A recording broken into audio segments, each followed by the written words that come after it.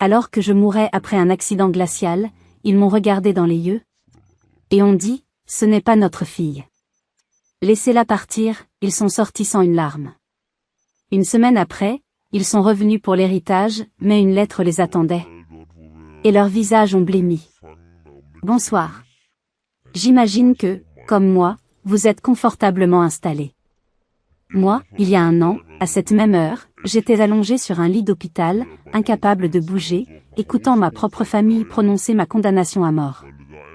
Ils m'ont regardé dans les yeux, alors que je luttais pour chaque bouffée d'air, et ils ont dit au médecin, ce n'est pas notre fille. Laissez-la partir. Puis, ils sont sortis sans une larme. Une semaine plus tard, ils sont revenus, non pas pour moi, mais pour l'héritage qu'ils pensaient que je laisserais derrière moi. Mais une lettre les attendait, et leurs visages ont blêmi. Avant de plonger dans les détails de cet hiver qui a changé ma vie, j'aimerais savoir d'où vous m'écoutez. Dites-moi dans les commentaires votre ville, votre pays, et quelle heure il est chez vous en ce moment. C'est une façon pour moi de me sentir moins seul en partageant cette histoire, de créer un lien avec vous, qui prenez le temps de m'écouter. Mon premier souvenir, c'est le blanc. Un blanc clinique, agressif, celui d'un plafond d'hôpital quadrillé de dalles anonymes. Une lumière au néon bourdonnait juste au-dessus de ma tête, un son incessant et sans pitié qui semblait se moquer de mon immobilité. Chaque inspiration était une agonie.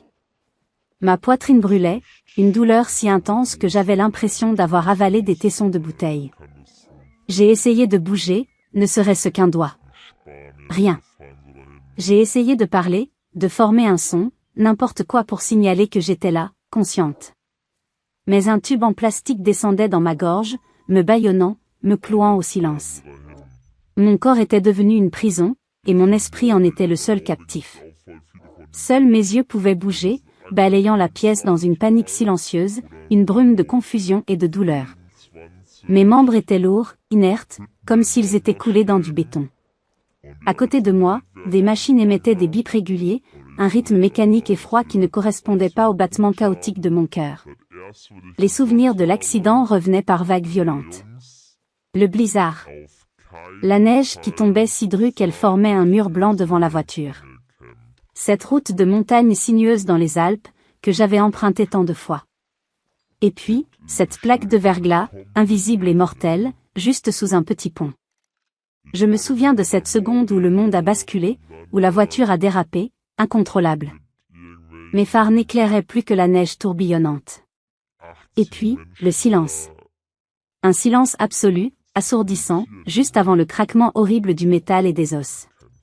Maintenant, il n'y avait que cette odeur. Une odeur aigre, chimique, un mélange d'antiseptique et de peur qui imprégnait les draps rêches et les poches de perfusion en plastique. Quelque part près de là, la voix d'une infirmière flottait, douce et presque désolée. Elle a de la chance d'être en vie, si on peut appeler ça vivre. Polytraumatisée. Une autre voix, masculine, celle d'un médecin, a répondu, trop basse pour que je la saisisse. Puis, des bruits de pas. Des talons sur le linoléum. Lent, délibéré, et terriblement familier. Mon cœur, ou ce qu'il en restait, s'est serré. J'ai lutté pour voir au-delà du bord de ma vision, pour percer le flou qui entourait mon lit. J'ai reconnu leur silhouette. Ma mère, Isabelle, droite et rigide dans son manteau coûteux. Mon père, Philippe, massif et impassible. Et juste derrière eux, plus grand que dans mon souvenir, Antoine, mon frère aîné. Une vague de soulagement absurde m'a submergé. Ils étaient venus. Ils étaient là. Malgré toutes les années de distance émotionnelle, malgré le sentiment constant de ne jamais être tout à fait à ma place, ils étaient venus. Peut-être qu'ils tenaient encore à moi. L'espoir est une chose tenace, une mauvaise herbe qui repousse même sur les terres les plus arides. Je voulais pleurer de gratitude, mais tout ce que je pouvais faire, c'était cligner des yeux, laissant des larmes silencieuses s'échapper des coins de mes yeux et couler sur mes tempes. Et puis, j'ai entendu la voix de ma mère. Froide. Nette. Sans appel. Une voix qui tranchait l'air comme une lame de glace. Elle s'adressait au médecin qui venait d'entrer, un homme que j'ai plus tard appris à connaître sous le nom de Dr Martin. Ce n'est pas notre fille. Le monde s'est arrêté de tourner. Le bourdonnement du néant a disparu. Les bips des machines se sont tus. Ai-je bien entendu? C'était sûrement un cauchemar, un effet des médicaments. Elle a continué, sa voix ne tremblant pas, nous l'avons recueillie, c'est vrai. Mais elle n'est pas de notre sang. Nous avons fait notre part. Elle n'a jamais été censée rester avec nous pour toujours. Antoine s'est agité à côté d'elle. Je ne pouvais pas voir son visage, seulement ses bras croisés sur sa poitrine, une posture défensive. J'ai attendu. J'ai prié pour qu'il dise quelque chose. Maman, arrête, c'est Chloé. N'importe quoi. Il est resté silencieux. Son silence était une trahison aussi tranchante que les mots de ma mère. Puis, la voix de mon père, plate et sans émotion, a prononcé la sentence finale. Elle ne s'en sortira pas. Le médecin nous a dit que ses chances sont minimes. Inutile de prolonger cette mascarade. Nous en avons fait plus qu'assez. Personne ne s'est approché de moi. Personne n'a touché ma main. Personne n'a murmuré « On t'aime, bats-toi ». Juste le silence, et le bruit de 3 paires de pieds qui se détournaient et marchaient vers la porte. Ils ne savaient pas que je pouvais les entendre. Ils ne savaient pas que je n'étais pas complètement partie. Mais j'ai tout entendu. Chaque mot, chaque syllabe. Et quand la porte s'est refermée dans un clic sec, quelque chose à l'intérieur de moi s'est brisé. Pas un cri, pas même un sanglot. Juste une fissure silencieuse et creuse, le son d'une âme qui se fendille. Mais ils ignoraient une chose. J'étais peut-être brisée, mais mon esprit, lui, venait de déclarer la guerre. Les jours qui ont suivi ont été un long tunnel de silence et de solitude. Un brouillard blanc, peuplé uniquement par les bips réguliers des machines et les ombres furtives des infirmières. Le soleil se levait et se couchait derrière des stores tirés, une routine à laquelle mon corps endolori ne participait pas. Je n'avais aucune notion du temps. 2 jours? 3 jours? Une semaine? Chaque minute était une heure, chaque heure une éternité. Personne n'est revenu. Pas une carte, pas un message, pas un seul signe que quelqu'un, quelque part, se souciait assez de moi pour vérifier si je respirais encore. Les infirmières passaient comme des automates, efficaces mais distantes. Elles changeaient mes perfusions, vérifiaient mes constantes, me retournaient pour éviter les escarres. Je n'étais plus une personne, j'étais une tâche sur leur liste, un corps à entretenir. Parfois, j'entendais des bribes de leur conversation dans le couloir. Elles parlaient de « la jeune femme de la 12 », de « l'accident des Alpes » et de sa « famille étrange qui n'est jamais revenue ». Leur chuchotement était une confirmation de plus de mon abandon. Je me sentais comme un débris échoué sur une plage déserte, attendant que la marée m'emporte. La rage initiale avait laissé place à un désespoir lourd et engourdissant. À quoi bon se battre si personne ne vous attend de l'autre côté? Et puis, un après-midi, alors que la lumière grise de l'hiver filtrait à travers les lamelles du store, Léo est entré. Il n'a pas frappé. Il est juste apparu dans l'embrasure de la porte, comme une anomalie colorée dans ce monde monochrome. Les cheveux en désordre, les yeux cernés par l'inquiétude, son souffle formant un nuage de buée dans l'air froid qu'il avait amené de l'extérieur. Il portait encore son blouson de travail, taché de peinture. Il tenait un pauvre bouquet de fleurs de supermarché, déjà un peu fané. Chloé. Sa voix s'est brisée sur mon nom. C'était la première fois que quelqu'un le prononçait avec chaleur depuis, je ne savais plus quand. Je ne pouvais pas répondre, mais mes doigts ont tressailli. Juste une fois. Un spasme minuscule, presque imperceptible. Ce fut suffisant. Il a laissé tomber les fleurs sur une chaise et s'est précipité à mon chevet, prenant ma main avec une douceur infinie, comme s'il avait peur de me briser. Ses mains étaient chaudes, calleuses. C'était la première fois qu'on me touchait avec tendresse depuis l'accident. C'est moi, a-t-il chuchoté, sa voix rauque d'émotion. C'est Léo. Mon Dieu, Chloé. Je suis là. Tu n'es pas seule, d'accord? Je suis là. Léo. Mon meilleur ami d'enfance, mon complice de bêtises, celui avec qui j'avais construit des cabanes et partagé tous mes secrets jusqu'à ce que la vie nous sépare après le lycée. Je l'avais perdu de vue, absorbé par mes études, mon travail, et par cette tentative désespérée et vaine de gagner l'approbation de la famille Durand. Il n'a pas demandé ce qui s'était passé. Il n'a pas insisté pour avoir des détails. Il s'est juste assis. Sa simple présence était un baume, un poids chaud et rassurant dans le vide glacial de ma solitude. Le temps a de nouveau ralenti. Les machines continuaient leur bip monotone, mes côtes me faisaient toujours souffrir à chaque respiration, mais quelque chose avait changé. Pas à l'extérieur. À l'intérieur. C'était une pulsation faible, presque imperceptible, mais réelle. Ce n'était plus seulement la douleur. C'était le début de la survie. Plus tard, il m'a raconté comment il m'avait trouvé. Il avait vu un entrefilet dans le journal local de Grenoble parlant d'un accident sur une route des Alpes, une jeune femme de Lyon, non identifiée. Un mauvais pressentiment l'avait saisi. Il se souvenait que je lui avais dit, lors de notre dernière conversation maladroite quelques mois plus tôt, que j'allais parfois skier seul dans ce coin. Il avait appelé 3 hôpitaux différents. Il avait dû se battre avec l'administration qui refusait de donner des informations, prétextant qu'il n'était pas de la famille. Quelle famille, leur avait-il demandé, sa voix montant d'une octave. Celle qu'il a laissée ici toute seule depuis une semaine? Ils avaient fini par céder, mal à l'aise. Léo est resté toute la nuit. Je dérivais entre conscience et inconscience, mais chaque fois que mes yeux s'ouvraient, il était là, affalé sur le fauteuil inconfortable. Parfois, il me tenait la main. D'autres fois, il lisait un livre de poche à voix basse, juste pour remplir le silence de mots. Sa voix était un fil d'or dans l'obscurité, un phare dans la tempête. Et quelque part, dans ce brouillard de douleur et de chagrin, une prise de conscience a commencé à poindre. Ma famille de sang m'avait peut-être jeté, mais la famille que l'on choisit, celle du cœur, était là. J'avais une raison de me battre. Il est resté toute la nuit. Et tandis que je dérivais dans la douleur, une pensée claire a émergé, cette histoire n'était pas terminée. En fait, elle ne faisait que commencer. Après 2 semaines qui m'ont paru une éternité en soins intensifs, j'ai été jugée assez stable pour être transférée. Pas chez moi, bien sûr. Mon corps était encore un champ de ruines.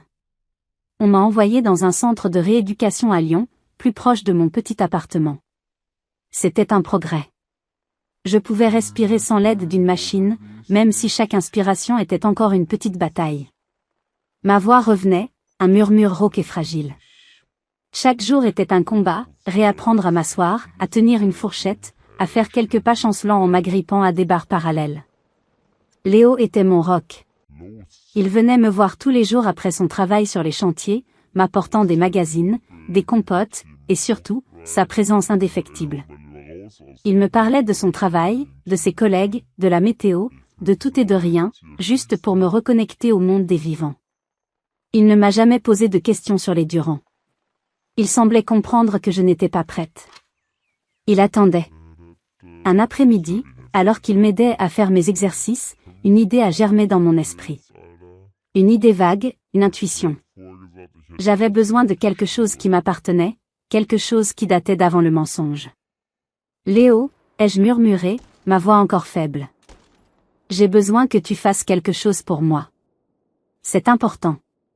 Il a hoché la tête, son regard sérieux. N'importe quoi, Chloé. Dans mon appartement, dans l'armoire de ma chambre, tout en haut, il y a une vieille boîte en métal. Elle est cabossée, avec une étiquette à moitié décollée où j'avais écrit « Souvenir » quand j'étais ado. Peux-tu me l'apporter? S'il te plaît. Je ne savais pas exactement pourquoi je voulais cette boîte. C'était un besoin irrépressible de toucher quelque chose de tangible de mon passé, un passé que je sentais maintenant avoir été une illusion. Le lendemain, il est revenu avec. La boîte était froide et lourde sur mes genoux. Mes mains tremblaient en soulevant le couvercle qui a grincé, un son plaintif qui a résonné dans la chambre silencieuse. L'odeur de vieux papier et de poussière a empli mes narines, une odeur d'enfance et de temps révolu. À l'intérieur, c'était le chaos de ma vie, des photos de classe où je souriais timidement, des bulletins scolaires avec des appréciations comme « élève sérieuse et discrète », un bracelet de festival, des lettres d'amis du lycée que je n'avais pas revues depuis des années. J'ai touché chaque objet, chaque fragment d'une vie que je ne reconnaissais plus tout à fait. Et puis, tout au fond, sous une pile de diplômes universitaires, il y avait une enveloppe. Elle était différente de tout le reste. Couleur crème, le papier épais et jauni par le temps. Elle était encore scellée avec une bande de ruban adhésif qui s'effritait. En travers, une écriture élégante mais ferme, à l'encre bleue passée, disait « Confidentiel pour Chloé uniquement ». Mon cœur s'est mis à battre plus fort, un tambour dans ma poitrine. Je ne me souvenais absolument pas de cette enveloppe. Qui aurait pu me la donner? Et pourquoi l'aurais-je cachée au fond de cette boîte? Avec des doigts hésitants, j'ai délicatement rompu le seau. À l'intérieur, il y avait une lettre, tapée à la machine, le texte noir sur la page blanche. L'en-tête indiquait un cabinet d'avocats de Bordeaux. La lettre était datée du 17 août 2005. J'avais 26 ans maintenant. Cela signifiait que la lettre avait été écrite quand j'avais à peine 8 ans. L'année où j'avais emménagé chez les Durand. Mon souffle s'est bloqué dans ma gorge. J'ai lu les premières lignes, lentement, chaque mot s'imprimant dans mon cerveau comme au fer rouge. Cette lettre accompagne l'acte d'adoption officiel concernant mademoiselle Aliénor Valois, légalement renommée Chloé Durand, adoptée par monsieur Philippe et madame Isabelle Durand le 3 août 2005, conformément à la loi française. Aliénor Valois. Mon nom. Mon vrai nom. Je l'ai répété dans ma tête. Il sonnait à la fois étranger et incroyablement familier, comme une mélodie oubliée qui remonte soudain à la surface de la mémoire. Puis, la phrase suivante a fait s'arrêter le monde. Conformément à la directive de madame Marguerite Valois, grand-mère maternelle biologique, cette adoption a été finalisée sous la condition contractuelle et légale que les tuteurs, M et madame Durand, informent Aliénor de son histoire biologique et lui donnent accès aux archives familiales à sa majorité, soit à son 18e anniversaire. J'ai relu la phrase. 1 fois. 2 fois. 10 fois. Conditions contractuelles et légales. Ils n'étaient pas seulement censés me le dire par gentillesse. Ils y étaient légalement obligés. Ils avaient signé un document. Ils avaient rompu un contrat. Ce n'était pas une simple omission. C'était un mensonge délibéré, maintenu pendant 18 ans. Mais pourquoi? Pourquoi prendre un tel risque? La réponse se trouvait sur la page suivante, et elle était bien plus sombre que tout ce que j'aurais pu imaginer. J'ai tourné la page. Mes doigts étaient engourdis, comme s'ils n'appartenaient plus à mon corps. La deuxième feuille était encore plus jaunie que la première, les plis plus profonds, comme si elle avait été manipulée et repliée de nombreuses fois.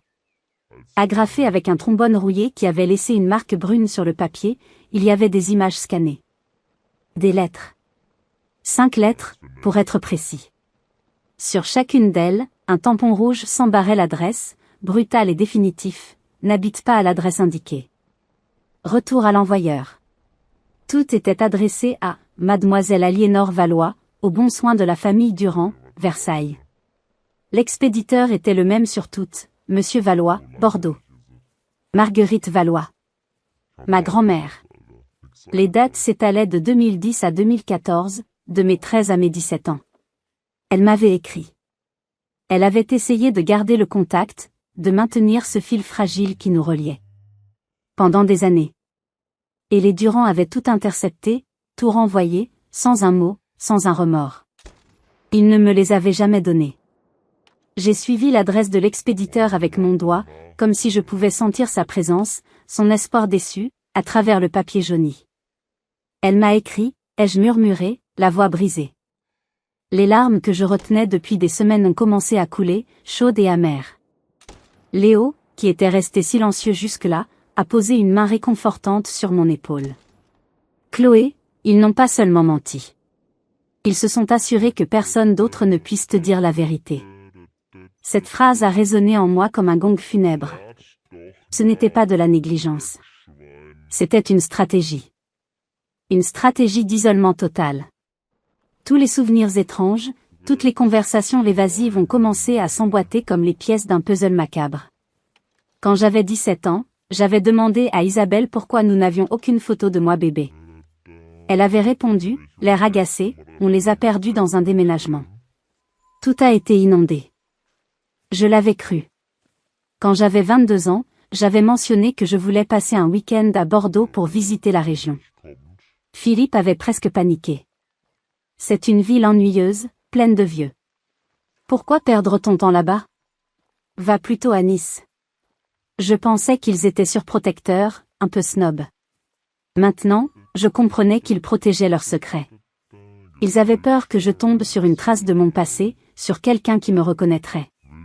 Et puis, mes yeux sont tombés sur le dernier paragraphe de la lettre de l'avocat. Il était en gras, comme pour souligner son importance capitale. Je l'ai lu à voix haute, ma voix tremblante. Concernant le patrimoine fiduciaire établi pour Aliénor Valois par disposition testamentaire de Madame Marguerite Valois, celui-ci restera en fiducie jusqu'à ce que la bénéficiaire soit localisée et formellement identifiée.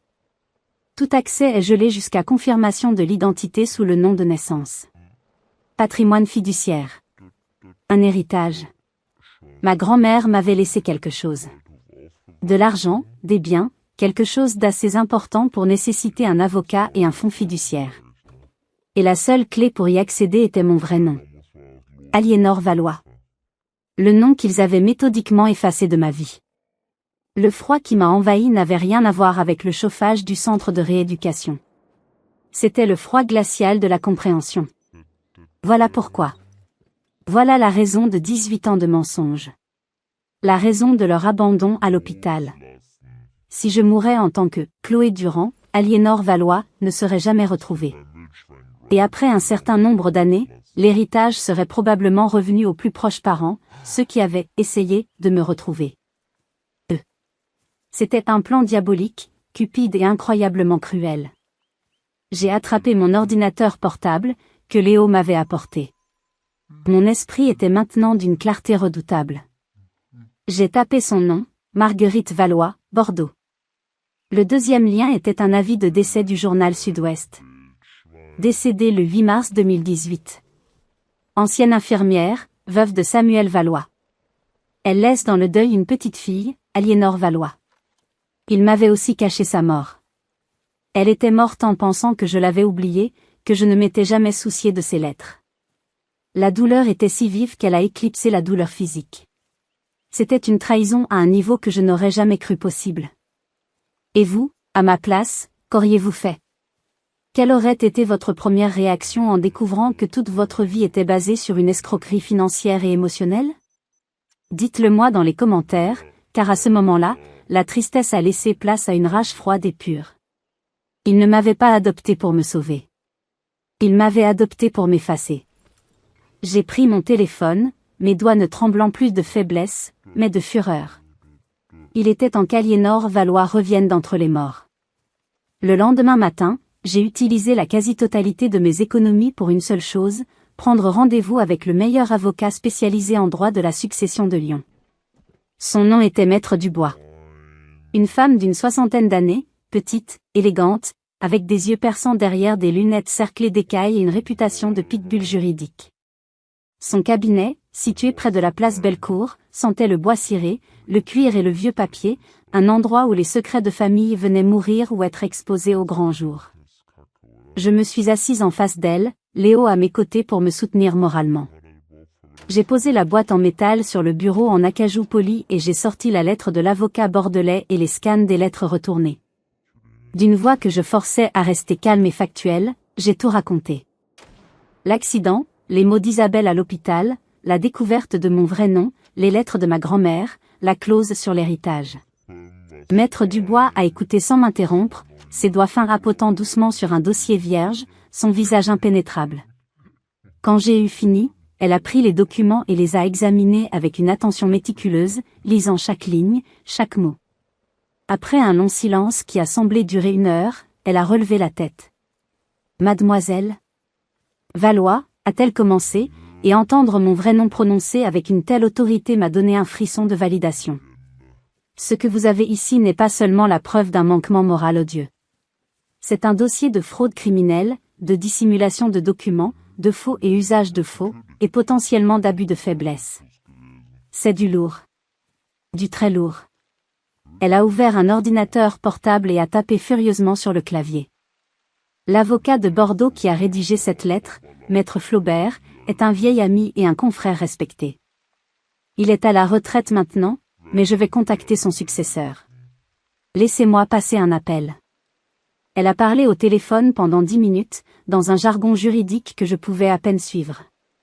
Des mots comme fiducie testamentaire, clause de sauvegarde pénale, obligation de divulgation fiduciaire, Dole par réticence, volait dans la pièce. Quand elle a raccroché, son expression était dure comme le marbre. C'est encore pire que ce que nous pensions, a-t-elle dit. Le patrimoine est substantiel. Votre grand-mère était une femme très avisée. Après le décès de votre grand-père, elle a vendu des terres agricoles près de Bordeaux et a tout investi dans un portefeuille diversifié. La valeur actuelle du fonds fiduciaire est d'environ 5 300 000 €. J'ai eu le souffle coupé. Léo a laissé échapper un sifflement bas. 5 millions. C'était une somme qui dépassait l'entendement. Ce n'était plus une question de principe, c'était une escroquerie de grande envergure. Et ce n'est pas tout, a poursuivi Maître Dubois. Mon confrère confirme. Après le décès de votre grand-mère, les Durand ont contacté le gestionnaire du fonds. Ils ont produit un rapport de police, que nous savons maintenant être frauduleux, déclarant que vous aviez quitté le domicile familial sans laisser d'adresse, des années auparavant. Ils ont tenté de se faire déclarer bénéficiaire par défaut, en tant que seul parent connu. Heureusement, la clause de sauvegarde de ma grand-mère, rédigée par un notaire prudent, était en béton armé. Le gestionnaire a refusé et a gelé les fonds, comme le stipulait le contrat. C'est pour ça qu'ils étaient si désespérés. Mon accident était, pour eux, une opportunité inespérée. Ma mort aurait résolu tous leurs problèmes financiers. Maintenant, nous allons passer à l'offensive, a déclaré Maître Dubois, ses yeux brillants d'une lueur combative. Votre grand-mère a inclus une clause très inhabituelle, mais très efficace. Elle stipule qu'en cas de preuve de préjudice intentionnel ou de négligence grave de la part des tuteurs, un juge peut ordonner le gel immédiat de tous leurs avoirs personnels en attendant l'enquête. Nous allons l'invoquer. Aujourd'hui.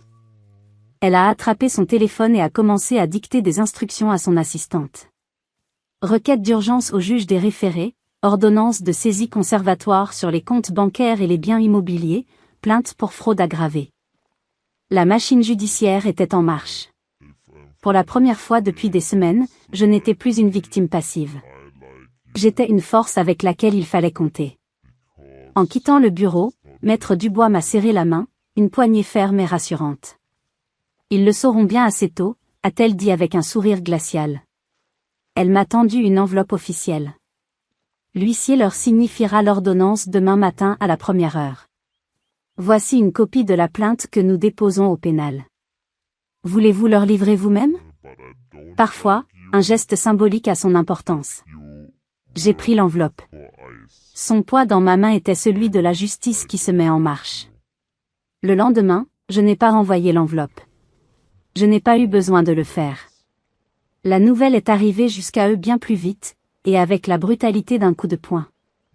À 9h07 du matin, alors que l'huissier devait être en train de sonner à la porte de leur luxueuse maison de Versailles, mon téléphone a vibré. Un numéro que je ne connaissais pas. J'ai décroché, mon cœur battant la chamade. Chloé. C'est Antoine. Sa voix n'était pas paniquée. Elle était glaciale, pleine d'une fureur contenue qui était presque plus effrayante que des cris. Qu'est-ce que tu as fait? Qu'est-ce que tu as fait, espèce de petite garce? Notre carte de crédit professionnel vient d'être refusée au péage. Le compte en banque de maman est bloqué. Le compte de papa aussi. C'est quoi ce délire? J'ai pris une inspiration, savourant ce moment de leur impuissance. Ce n'est pas un délire, Antoine. C'est la justice. Tu devrais peut-être demander à tes parents pourquoi une femme nommée Aliénor Valois a plus de droits sur leur compte qu'eux-mêmes. Un silence de mort a suivi, puis il a sifflé, tu vas le regretter. Je te le jure. J'ai raccroché avant qu'il ne puisse ajouter une autre menace. La petite satisfaction que j'ai ressentie a été de courte durée. Je savais qu'il ne bluffait pas. Il n'allait pas se laisser faire. Le vrai coup bas, le plus venimeux, est venu l'après-midi. J'étais de retour à mon travail à temps partiel dans une agence de communication. Mon patron, Monsieur Bernard, un homme habituellement calme et juste, m'a convoqué dans son bureau. Il avait l'air profondément mal à l'aise, évitant mon regard. « Chloé, asseyez-vous. J'ai reçu un appel, très étrange. De votre frère, Antoine Durand. » Mon estomac s'est noué. Je savais ce qui allait arriver. Il m'a dit. Il a hésité, cherchant ses mots. Il m'a dit que vous traversiez une période très difficile depuis votre accident. Que vous souffriez d'un grave syndrome de stress post-traumatique. Il a utilisé les mots délire paranoïaque, fabulation, instabilité mentale. Il a suggéré que vous inventiez des histoires complexes pour extorquer de l'argent à votre famille et que l'entreprise devrait peut-être réévaluer votre capacité à gérer des dossiers clients importants. Il a même parlé de risque pour notre réputation. Le sol s'est dérobé sous mes pieds. C'était diabolique. Il n'essayait pas seulement de se défendre. Il essayait de me détruire professionnellement, de me discréditer, de m'isoler. De faire de moi une folle aux yeux du monde pour que personne ne me croie. C'était la chose la plus cruelle, la plus calculée qu'il pouvait faire. Heureusement, ma collègue et amie Sylvie, dont le bureau était juste à côté, avait entendu la conversation téléphonique de mon patron à travers la fine cloison. Elle a fait irruption dans le bureau sans frapper. « C'est faux », a-t-elle dit, le visage rouge de colère. « Monsieur Bernard, c'est un tissu de mensonges. Je travaille avec Chloé tous les jours. Elle est l'une des personnes les plus lucides, courageuses et professionnelles que je connaisse. Sa famille adoptive essaie de la salir parce qu'elle a découvert qu'ils lui ont volé son héritage. C'est ignoble. » Mon patron, voyant la loyauté passionnée de Sylvie et le choc sur mon visage, a semblé prendre sa décision. Il a soupiré. « Je vous crois, Chloé. Je suis désolé que vous ayez à subir ça. Mais soyez prudente. Ces gens sont dangereux. Je suis rentré chez moi ce soir-là, secoué jusqu'à la moelle. Ils étaient prêts à tout. J'étais en train de me faire une tisane, les mains tremblantes, lorsque la sonnette a retenti. J'ai regardé par le Judas. Mon cœur a raté un battement. C'était Isabelle. Seule. J'ai ouvert la porte, la gardant sur la chaîne de sécurité. Elle n'a pas crié. Pire. Elle a commencé à pleurer. Des larmes de crocodile qui coulaient sur son visage parfaitement maquillé. Elle avait l'air d'une madone en souffrance. « Chloé, ma chérie, mon bébé. Comment as-tu pu » a-t-elle sangloté, sa voix brisée par une fausse douleur. « Tout est bloqué. Philippe est furieux, il parle de te déshériter, ce qui reste. Tu ne comprends pas. À l'hôpital, j'étais en état de choc. La peur de te perdre m'a fait dire n'importe quoi. Tu sais que je ne le pensais pas. Comment peux-tu faire ça à ta propre mère, après tout ce que nous avons fait pour toi? Nous t'avons donné un foyer, une éducation, un nom. On t'a sauvé. » Chaque mot était un poison, une tentative de me faire douter, de me faire sentir coupable. Elle jouait la carte de la mère blessée, la victime. Elle était une actrice hors pair, une manipulatrice de génie. J'ai regardé son visage baigné de larmes et j'ai ressenti un calme glacial m'envahir. J'ai déverrouillé la chaîne, j'ai ouvert la porte juste assez pour lui parler, mais pas assez pour qu'elle entre. « Vous n'êtes pas ma mère, Isabelle. Vous étiez ma gardienne. Et vous avez échoué. Vous ne m'avez pas sauvée, vous m'avez emprisonnée. Vous n'avez pas seulement brisé mon cœur, vous avez enfreint la loi. Ce n'est que le début. » J'ai refermé la porte sur son visage stupéfait, où la tristesse feinte avait laissé place à une haine pure. La guerre était déclarée, et j'étais prête. Après la tentative de manipulation d'Isabelle et la calomnie d'Antoine, j'ai compris que rester sur la défensive ne suffisait plus. Ils essayaient de contrôler le récit, de me peindre comme une personne instable et cupide dans les cercles privés. Je devais prendre le contrôle de ma propre histoire. Je devais la raconter moi-même, avec mes propres mots, et cette fois, publiquement. Je devais allumer un feu si grand qu'il ne pourrait pas l'éteindre. Maître Dubois, comprenant parfaitement la stratégie de la terre brûlée de mes adversaires, m'a mis en contact avec une journaliste d'investigation réputée, une femme nommée Hélène Marshall, qui animait une émission très suivie sur une grande chaîne d'information. Elle était connue pour son éthique, son traitement respectueux des victimes et sa ténacité. Nous nous sommes rencontrés dans un café discret. Je lui ai tout montré, la lettre de l'avocat, les photos des lettres retournées, l'avis de décès de ma grand-mère, la plainte déposée. Je lui ai même donné le nom du docteur Martin, qui, après avoir consulté le service juridique de l'hôpital, a accepté de fournir une déclaration écrite et signée, confirmant la conversation qu'il avait eue avec les Durand à mon chevet. C'était une pièce maîtresse. Une semaine plus tard, j'étais assise sur le plateau de son émission. Les lumières étaient vives, le silence impressionnant. Mais le regard d'Hélène Marshall était bienveillant. Étonnamment, je n'avais pas peur. La peur m'avait quitté pour laisser place à une froide détermination. J'étais la gardienne de la vérité de ma grand-mère, et je n'allais pas faillir. Chloé, pourquoi avez-vous décidé de parler maintenant, au risque de vous exposer, a-t-elle demandé pour commencer. J'ai pris une profonde inspiration et j'ai regardé la caméra principale, imaginant les millions de personnes qui regardaient. Parce que le silence ne protège que les coupables. J'ai passé toute ma vie à essayer de ne pas faire de vagues, à être la fille parfaite, dans l'espoir d'être aimée. Mais la perfection n'achète pas l'amour, et le silence n'achète pas la sécurité. Je veux que mon histoire soit entendue, non pas pour la vengeance, mais pour la vérité. Pour ma grand-mère, Marguerite. Et pour toutes les personnes qui ont été réduites au silence. L'interview a duré 20 minutes. 20 minutes pendant lesquelles la France entière a entendu mon histoire, sans filtre. Hélène a projeté à l'écran les documents, floutant les informations sensibles mais montrant l'essentiel. Le nom d'Aliénor Valois. La clause du contrat d'adoption. Les tampons rouges, retour à l'envoyeur. Le montant du fonds fiduciaire. Et surtout, la déclaration signée du docteur Martin. Le moment le plus puissant a été lorsque j'ai regardé la caméra droit dans les yeux, ma voix claire et sans tremblement. Devant des millions de téléspectateurs, je veux dire ceci.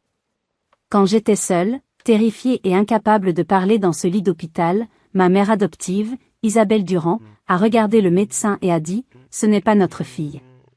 Laissez-la partir. » Ils m'ont laissée pour morte pour un héritage qu'ils voulaient me voler. C'est ça, la vérité.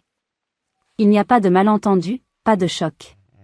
Il n'y a que la cupidité et la cruauté. Le silence dans le studio était assourdissant. L'effet a été celui d'une bombe atomique. Le soir même, le hashtag Je suis Aliénor est devenu le sujet le plus discuté sur les réseaux sociaux en France. L'agence immobilière de luxe dirigée par Isabelle a été inondée de milliers d'avis négatifs. Son slogan, l'intégrité, de notre famille à la vôtre, était tourné en dérision partout. Le lendemain, le conseil d'administration de la société financière où Antoine était vice-président a publié un communiqué annonçant sa mise en congé à durée indéterminée, le temps d'une enquête interne sur son comportement éthique, un euphémisme pour un licenciement imminent. Leur monde, construit sur le mensonge et l'apparence, s'effondrait en direct. Mon téléphone n'arrêtait pas de sonner. C'était eux. Des numéros inconnus. Des messages vocaux passant de la supplication à la fureur. Mais je n'ai pas répondu. Je n'avais plus rien à leur dire. Le lendemain, j'ai reçu un appel d'un numéro que je n'ai pas reconnu. Ce n'était pas eux. C'était le secrétariat du bureau du procureur de la République. Suite au retentissement médiatique de l'affaire, l'État français ouvrait une enquête criminelle pour fait d'une exceptionnelle gravité. La machine était lancée, et elle était bien plus grosse que ce que j'avais imaginé. Le jour de l'audience préliminaire, l'air du palais de justice de Lyon était glacial et solennel. Dehors, une petite foule de journalistes et quelques sympathisants brandissant des pancartes « Justice pour Aliénor » m'attendaient. Voir ces visages inconnus, ces gens qui avaient été touchés par mon histoire et qui étaient venus me soutenir, m'a donné une force inattendue. J'ai traversé la foule la tête haute, Léo à mes côtés comme un garde du corps silencieux, mon dossier serré contre ma poitrine. La salle d'audience était intimidante, lambrissée de bois sombres qui semblaient avoir absorbé des siècles de drames humains. L'acoustique était telle que chaque tout, chaque murmure résonnait. J'ai pris place à côté de Maître Dubois, qui m'a gratifié d'un léger sourire encourageant. Quelques minutes plus tard, la porte latérale s'est ouverte et ils sont entrés, escortés par leur avocat. Isabelle portait de grandes lunettes de soleil noir, même à l'intérieur, comme une star de cinéma déchue fuyant les paparazzis. Elle avait l'air fragile, diminuée, mais ses lèvres étaient pincées en une ligne dure de défi. Antoine la suivait, le visage fermé, les yeux cernés. Son costume cher ne parvenait pas à masquer l'aura de défaite qui l'entourait. Il a balayé la salle du regard, a croisé le mien pendant une fraction de seconde, puis a détourné les yeux. Il y avait une place vide à côté d'eux. Philippe, mon père adoptif, n'était pas là. Maître Dubois s'est penché vers moi et a murmuré, il a quitté le pays hier matin. Un vol pour Genève. Un mandat d'arrêt européen sera émis. Un lâche. Jusqu'au bout. Sa fuite était un aveu de culpabilité plus éloquent que n'importe quel discours. La séance a commencé. Le juge, une femme à l'expression sévère mais juste, Madame la présidente Perrault, a résumé les faits d'une voix neutre. Puis, elle s'est tournée vers Isabelle, lui demandant de retirer ses lunettes. Isabelle a obtempéré à contre-cœur, révélant des yeux gonflés mais secs. Madame Durand, il est rapporté dans la déclaration du docteur Martin que le soir de l'admission de mademoiselle Valois, vous auriez dit au personnel médical, ce n'est pas notre fille. Laissez-la partir. Avez-vous prononcé ces mots? Isabelle a jeté un regard paniqué à son avocat, qui lui a fait un signe de tête discret. C'était un malentendu. J'étais sous le choc. J'étais hystérique. A-t-elle marmonné, sa voix à peine audible. Un malentendu, a tonné Maître Dubois en se levant, sa petite taille contrastant avec la puissance de sa voix. Un malentendu qui a été suivi, quelques semaines après le décès de la grand-mère de ma cliente, par une tentative de déclarer ma cliente disparue, pour mettre la main sur un fonds fiduciaire de plus de 5 millions d'euros. Est-ce aussi un malentendu? Elle a commencé à déposer les preuves sur le bureau du juge, une par une, comme des coups de poignard. Sa plaidoirie était un chef-d'œuvre de précision chirurgicale. Voici, votre honneur, la demande de déclaration de disparition, signée par Monsieur et Madame Durand. Voici les relevés bancaires montrant leurs difficultés financières à cette époque, coïncidant étrangement avec leur soudain intérêt pour le patrimoine de ma cliente. Voici les copies des lettres de la grand-mère qu'ils ont sciemment retournées, ce qui constitue une violation de leurs obligations de tuteur. Et voici le plus accablant, un email, envoyé par Monsieur Antoine Durand à la banque gestionnaire du fonds, 3 jours seulement après mon accident, alors que j'étais entre la vie et la mort. Il y demande des informations sur les procédures en cas de décès du bénéficiaire avant la réclamation. 3 jours. Il ne demandait pas de mes nouvelles, il planifiait déjà l'après. Chaque document était une pierre de plus sur leur tombe. L'avocat de la défense, un jeune homme visiblement dépassé, bafouillait des objections qui étaient systématiquement rejetées par la juge. Le juge a examiné les pièces en silence pendant un long moment. Puis elle a relevé les yeux, d'abord vers Antoine, puis vers Isabelle. Son regard était chargé d'un mépris glacial. Cette cour a vu de nombreux cas de litiges familiaux liés à des problèmes d'argent, a-t-elle dit d'une voix lente et mesurée. Mais rarement avons-nous vu une telle combinaison de cupidité, de cruauté et de préméditation. Vous avez pris un enfant, vous l'avez isolé de ses racines, vous avez violé un contrat légal, et quand elle est devenue un obstacle à votre enrichissement, vous l'avez abandonnée sur ce que vous espériez être son lit de mort. Elle s'est tournée vers son greffier. Je demande l'ouverture immédiate d'une information judiciaire pour fraude, abus de confiance, faux et usage de faux, et non-assistance à personne en danger. Les prévenus sont placés sous contrôle judiciaire strict avec interdiction de quitter le territoire et obligation de pointer au commissariat. L'audience est levée. C'était fini. Pas de cris, pas de larmes de ma part. Juste le son du marteau du juge qui s'abattait, scellant leur destin. Isabelle est restée figée, le visage décomposé. Antoine fixait le vide, son arrogance envolée, ne laissant qu'un jeune homme pathétique. En sortant du tribunal, aveuglé par les flashs des photographes, je n'ai ressenti ni joie, ni vengeance. Juste, la paix. La paix de la vérité enfin reconnue. Mais je ne savais pas que la partie la plus importante de mon voyage ne faisait que commencer. La semaine qui a suivi le procès a été étrange et déroutante. Le monde extérieur était en effervescence. Mon histoire était partout, dans les journaux, à la télévision, sur les réseaux sociaux. J'étais devenu un symbole malgré moi. Mais à l'intérieur de mon petit appartement lyonnais, c'était le calme. Un calme nouveau, que je n'avais jamais connu. Le calme de ne plus avoir à se battre, de ne plus avoir à prouver ma propre existence. Léo et Sylvie passaient souvent, s'assurant que je mangeais, que je ne restais pas seule avec mes pensées. Mais pour la première fois, la solitude ne me pesait pas. Elle était apaisante, comme le silence après une longue et violente tempête. Je réapprenais à vivre, à respirer. Et puis, un mardi matin, Une lettre est arrivée. Elle était glissée entre une facture d'électricité et une publicité pour une pizzeria. Une enveloppe blanche, simple, en papier ordinaire. Pas d'adresse d'expéditeur au dos. Juste mon nom, écrit d'une main soignée mais légèrement tremblante, une écriture de personne âgée. Mademoiselle Chloé Durand. Le cachet de la poste indiquait Bordeaux.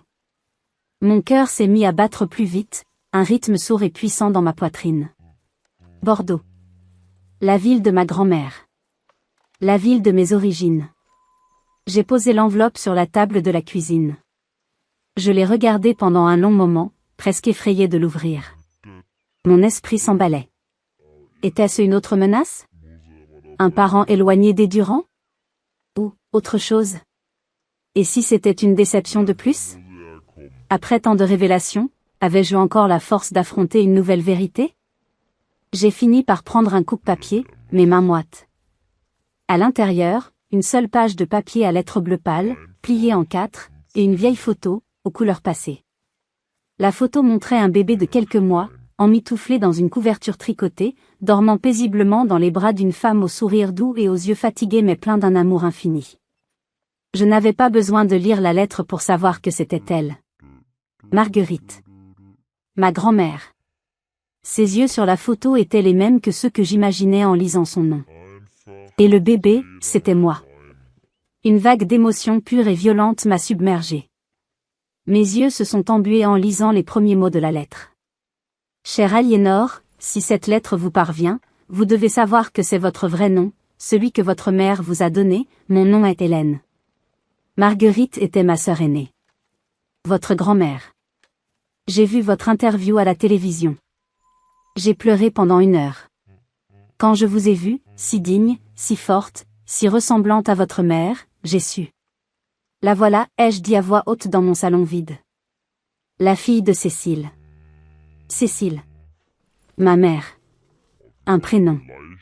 Une réalité. Nous ne vous avons jamais abandonné, Aliénor. Jamais. S'il vous plaît, croyez-le. Quand votre mère, Cécile, est décédée en vous donnant la vie, Marguerite a juré sur sa tombe de vous élever. Mais il y a eu des complications. Le système était contre elle, une femme seule, une simple infirmière. Ils vous ont placé en famille d'accueil, chez les Durand. Cela devait être temporaire, juste le temps que Marguerite vende la maison de nos parents pour prouver sa stabilité financière. Et puis, du jour au lendemain, vous avez disparu. Dossier scellé. Déménagement. Nous avons tout essayé.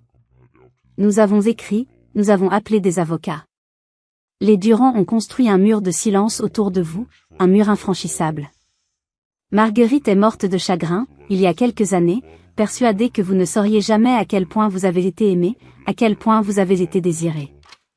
J'ai dû m'arrêter de lire, suffoquant d'un sanglot qui venait du plus profond de mon être. Je n'étais pas un fardeau. Je n'avais pas été rejeté. J'avais été aimé. J'avais été désiré. J'avais été volé. Je joins cette photo, la seule que nous ayons de vous avec elle. Je ne sais pas si vous voulez nous connaître. Je comprendrais que vous vouliez tourner la page et oublier tout ce cauchemar. Mais si vous le souhaitez, sachez que vous avez une famille qui vous attend ici, à Bordeaux. Une famille qui n'a jamais cessé de penser à vous. Avec tout mon amour, votre tante, Hélène. À ce moment-là, j'ai compris. Je n'avais pas seulement gagné un procès. J'étais sur le point de retrouver une famille. Restez avec moi pour la fin de cette histoire incroyable, car ce qui suit est la plus belle partie de ma reconstruction, la plus douce des revanches. Elle m'a donné son numéro de téléphone. Pendant 1 heure, j'ai fixé le papier, mon cœur battant à tout rompre. Oserais-je appeler? Oserais-je enfin connaître la vérité sur mes origines? J'ai attendu le lendemain matin. J'ai attendu que le soleil se lève, que ses premiers rayons filtrent à travers les stores de ma cuisine, comme pour me donner le courage d'affronter cette nouvelle aube de ma vie. J'ai préparé un café, mais je ne l'ai pas touché. J'ai pris le morceau de papier où était écrit le numéro de téléphone. Je l'ai composé, le cœur battant si fort que je l'entendais dans mes oreilles. À la 3e sonnerie, une voix douce, un peu rauque, une voix qui semblait porter le poids des années et des chagrins, a répondu. Allô? Allô? Madame Hélène, ai-je balbutié, ma propre voix méconnaissable. C'est Chloé. Enfin, Aliénor. J'ai reçu votre lettre. Il y a eu un silence à l'autre bout du fil. Un silence si total que j'ai cru qu'elle avait raccroché. Puis j'ai entendu un son étranglé, un sanglot de soulagement, pur et bouleversant. Oh, mon enfant. Mon enfant. Je n'osais plus y croire. J'ai prié tous les jours. Nous avons parlé pendant 3 heures. 3 heures qui ont effacé 26 ans de vide, de questions sans réponse. Elle m'a tout raconté, avec une patience et une tendresse infinies. Ma mère, Cécile, était une artiste, une peintre pleine de vie et de talent qui était tombée amoureuse du mauvais homme. Un homme qui l'avait abandonnée dès qu'il avait appris sa grossesse. Elle était morte d'une complication juste après ma naissance, une hémorragie que personne n'avait pu arrêter. Elle n'avait que 22 ans. Ma grand-mère Marguerite, infirmière dévouée et veuve depuis peu, avait alors tout mis en œuvre pour obtenir ma garde. Mais sans ressources financières importantes et face à un système administratif rigide, on lui avait dit que le placement temporaire chez les Durand, une famille stable et aisée, qui ne pouvait pas avoir d'enfants, était la meilleure solution en attendant que sa situation s'améliore. Un placement temporaire qui était devenu permanent grâce aux mensonges et à la manipulation des Durand, qui avaient vu en moi non pas un enfant à aimer, mais une opportunité de combler leur vide, plus tard, de s'enrichir.